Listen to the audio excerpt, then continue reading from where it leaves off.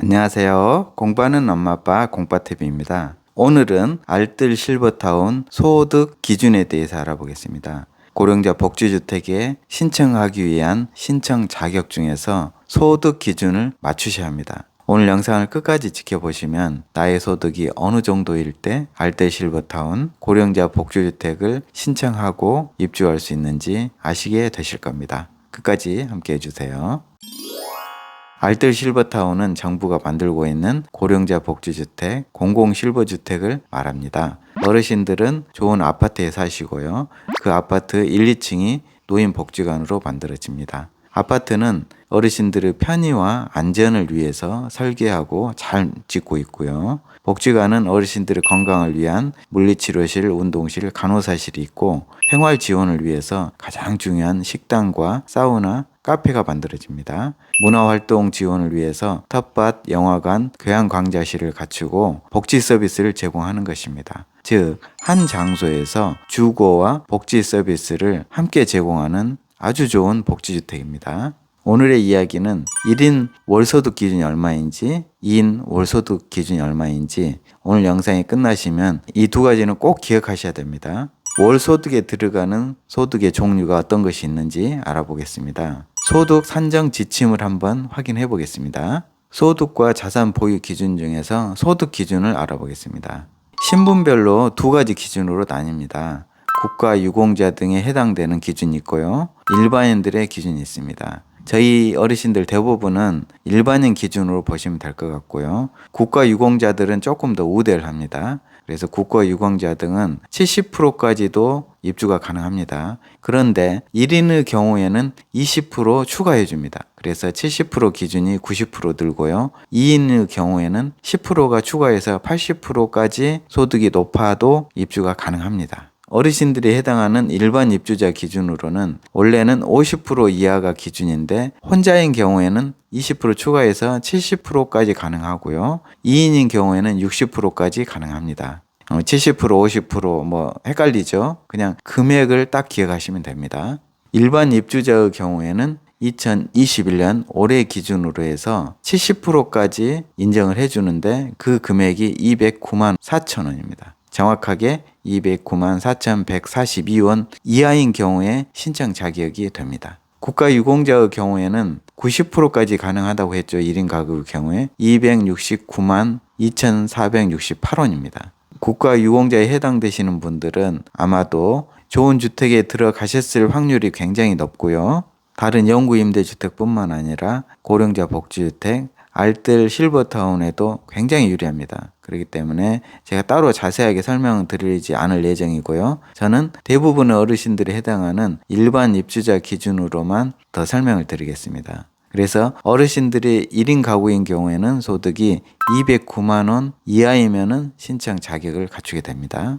2인 가구인 경우에는 273만 원입니다. 3인 가구인 경우에는 312만 원입니다. 4인은 354만 원이고요. 5인 가구는 354만 원 똑같고요. 6인 가구인 경우는 369만 원, 7인 가구인 경우에는 388만 원입니다. 소득이 이 소득 이하여야 합니다. 이것은 해당되는 세대의 가구원들의 전체의 소득의 합입니다. 특징적으로 임신 중인 태아가 있는 경우에도 가구원 수에 포함이 되기 때문에 임신을 하고 계신 가족이 있으면 훨씬 더 유리하죠. 월 평균 소득액은 세해 전 금액입니다. 세금 납부 후 금액이 아니라 세해 전 금액, 우리가 받는 금액, 세금 떼기 전에 받는 금액을 말하고요. 그 금액을 전체를 합한 것입니다. 이것은 어떻게 선정을 하냐면요. 사회정보보장 시스템에서 제공되는 국가나 공공기관이 보유한 공적 소득 자료를 근거로서 산정을 합니다. 이 소득이 총 12가지입니다. 근로소득, 사업소득, 재산소득, 기타소득인데 그 중에서 근로소득은 상시근로, 일용근로, 자활근로, 공공일자리 소득이고요. 사업소득은 농업소득, 임업소득, 어업소득, 기타사업소득입니다. 재산소득은 임대소득, 이자소득, 연금소득이고요. 기타소득은 공적이전소득입니다. 이 12가지 소득을 조금 더 자세히 보고 산정 기준을 알아보겠습니다. 조금 더 자세하게 설명한 내용이고요. 가장 중요한 부분이 세대 구성원 전원의 합계액이라는 점입니다. 먼저 해당되는 근로소득을 4가지 알아보겠습니다. 첫 번째 상시 근로소득은 우리가 보통 말하는 상시 고용대에서 월급을 받으시는 분입니다. 이분들은 건강보험을 내기 때문에 건강보험 보수 월액을 기준으로 하고요. 또 국세청 종합소득도 참고를 합니다.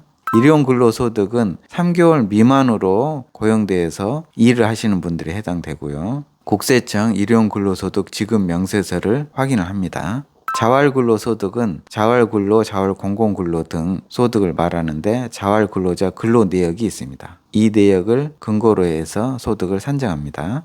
공공일자리 소득은 노동부의 일모와 근로내역이라고 이곳에 자료들이 모이고 그 자료를 근거로 해서 소득을 산정합니다. 사업소득은 4가지가 있는데요. 첫 번째는 농업소득이고요. 국세청 종합소득을 확인합니다.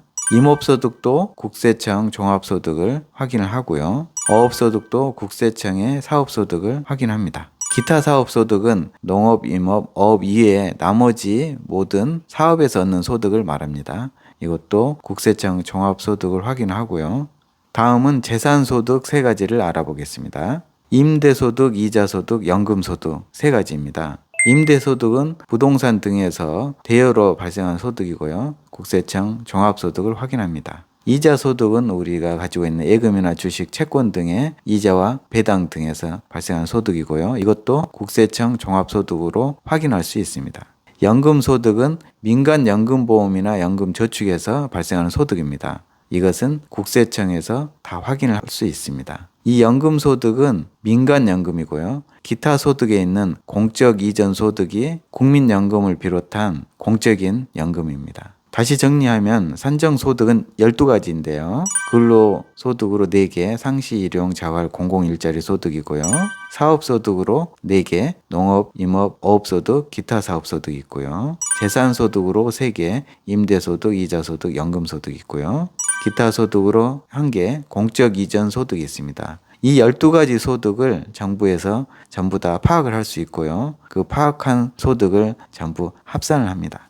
다시 한번 소득 조건을 정리해 보겠습니다. 일반인들의 소득 조건은 월 평균 소득의 50% 이하여야 합니다. 그런데 1인 단독 가구인 경우에는 70%까지 인정을 해주고요. 2인 부부 가구인 경우에는 60%까지 인정을 해줍니다. 그 금액은 1인 세대의 경우 209만 원입니다. 단독 세대인 경우에는 209만 원을 꼭 기억을 해주시고요. 2인 세대인 경우에는 273만 원입니다. 이 2가지만 기억을 하시면 될 것 같습니다. 내가 단독 가구이면 209만 원, 2인 가구이면 273만 원, 3인 가구인 경우에는 312만 원입니다. 소득 조건을 맞추셔야 합니다. 그래서 소득이 높은 가족과는 세대 분리를 해서 따로 주민등록을 하시면 좋을 것 같고요. 소득이 적은 가족과는 세대를 합쳐도 괜찮습니다. 소득이 기준소득 이상 올라가지 않도록 소득 관리를 하셔야 됩니다. 소득도 많이 얻으시고 이 좋은 알뜰 실버타운에도 살고 2가지를 다 얻기는 힘듭니다. 선택을 하셔야 됩니다. 소득을 200만 원 이하로 낮추시는 게 좋겠습니다. 결론적으로 소득 기준은 모든 세대원의 소득을 합산한다는 점을 꼭 기억하셔야 되고요. 세대 분리나 세대 통합을 통해서 소득 기준을 잘 맞추시기 바랍니다.